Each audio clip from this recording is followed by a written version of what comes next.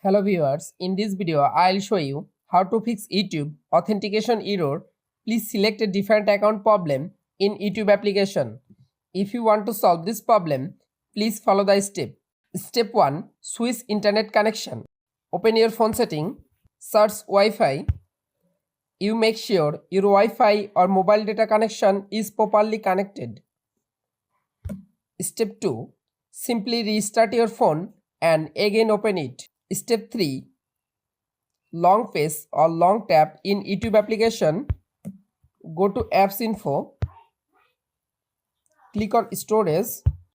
Again click on Clear Data. Tap on Clear Cache Data. Step 4. Open Play Store. Go to Search. Search YouTube app. Update your YouTube application latest version. Step 5. You can follow all of the steps to fix YouTube authentication error. Please select a different account problem in YouTube application.